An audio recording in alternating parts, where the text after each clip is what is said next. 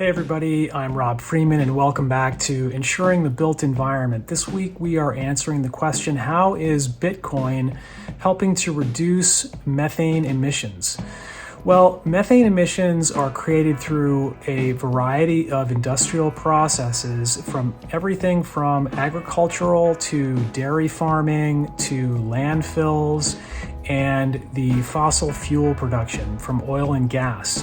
And when methane is created as a result of these processes, if the locations of the operations are remote, what happens is that the gas is either vented or flared. And when it's vented, it's just released into the atmosphere, and when it's flared, it is burned.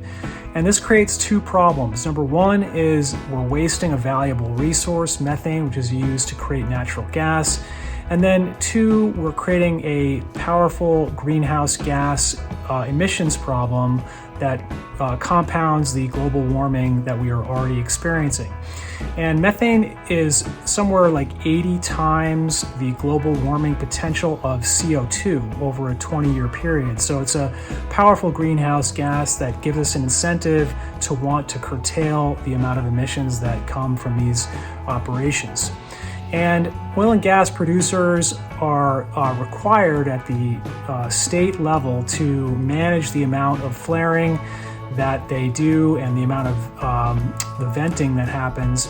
And so they have to comply with regulations, but sometimes from a compliance standpoint, it's better to find a financial incentive rather than use the stick of regulation to require people to comply. And so the good news is for dairy farmers and landfills and oil and gas producers is that companies are developing solutions that will allow them to harness the waste methane, whether they are on-grid or off-grid, and with no additional infrastructure on their part, to harness that methane and then monetize it and turn it into Bitcoin.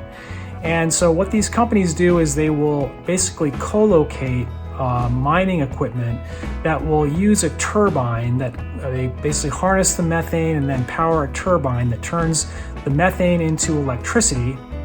And then that electricity is used to power application-specific integrated circuits, or ASICs, that are used to provide hash power to the Bitcoin network. And ASICs are designed for one purpose, which is basically to mine Bitcoin.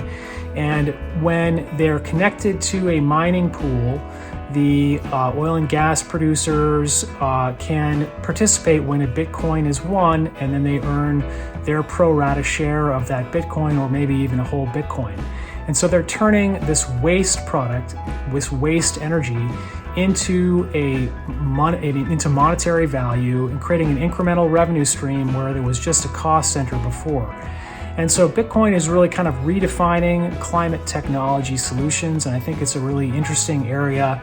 And so if you're in this industry and you have an oil and gas field or a landfill, or you're in the environment or in the energy industry in some way, and you're looking to find a solution for waste methane, you can read about companies like Vespine Energy or Gigapower or Crusoe Energy, and I'll provide links to these companies in the description below this video.